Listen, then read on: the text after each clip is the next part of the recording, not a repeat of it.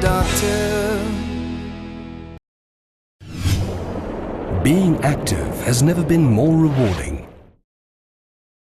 If you want the exercise bug to bite as you should, there are 3 check boxes that you need to tick. Firstly, there's got to be a goal, there's got to be a reward, and it's got to be fun.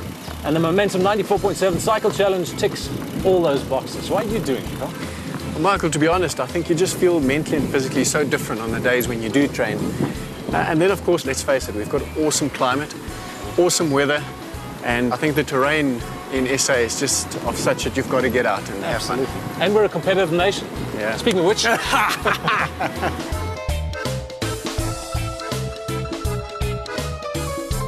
Carl, why have Momentum back to race like this? Michael, it's really a twofold answer. Firstly, Momentum is very much about the individual, but also the family's wellness and financial well-being.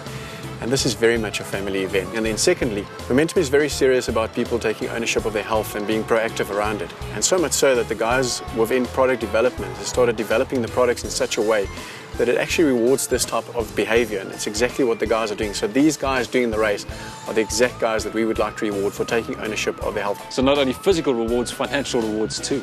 Speaking of which, there's always been a strong charity drive behind the race, hasn't there? These races won't be the same without these charities, and as it stands now, we've got 160 different charities registered to the race, so the individuals can really choose to link to any one of those and have a lot of fun. We've seen the rhinos, we've seen the cows, but they're all there for a great cause. It's great to have them part of the race. Part of riding a great race is having the right equipment and knowing how to use it, which is what I'm going to check up on right now.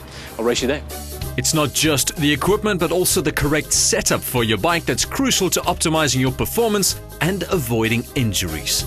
Andrew, I know you're not a nutritionist, but you are a professional athlete. You've done this for many years. On race day, what do you have for breakfast?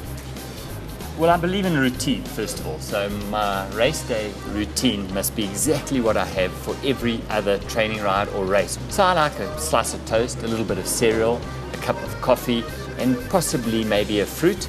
And then, of course, I have a carbohydrate drink, which I drink with my breakfast, and that's just topping me up, getting me ready for the race. How often should you be drinking during the race, and how much fluid should you have on you? That really depends on how fit you are, how hot it is, and you've got to drink little bits often. So if you're carrying 1 water bottle, it means you're going to have to stop a few times. A lot of people and most bikes can carry 2, and if you really need a lot of hydration, then there's a camelback option where you carry the hydration pack on your back. Brilliant. Should we talk kit? Andrew, when it comes to kit, I reckon there are 2 essentials. One has to be a chamois. Absolutely. If you're doing the Momentum 94.7, you're out there for a long time. And it's all about comfort. And I've yet to find a bicycle saddle that's comfortable without a chamois. And the other's obviously one of these. I mean, no helmet, no ride, we know that, but it's more than just that, isn't it?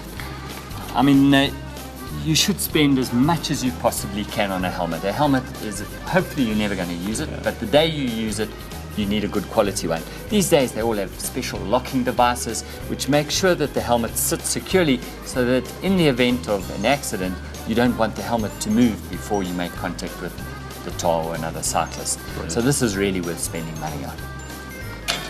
And then the final aspect of riding your best race has to be bike setup. Now this should have been done a long time ago, but if you haven't done it, Andrew's going to give us some pointers on just making it the most comfortable ride ever.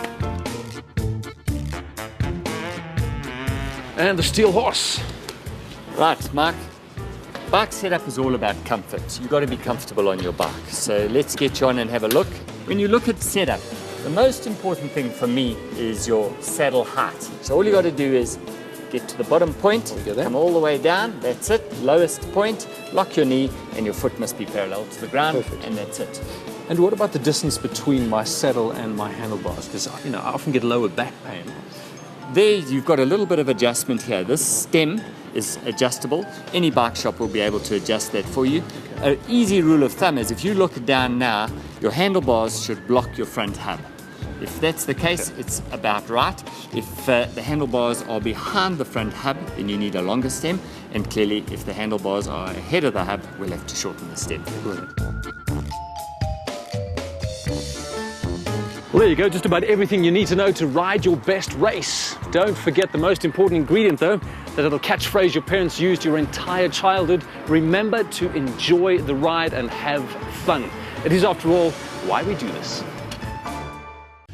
Save up to 35% on your contribution with Momentum Health. I want to live the best life.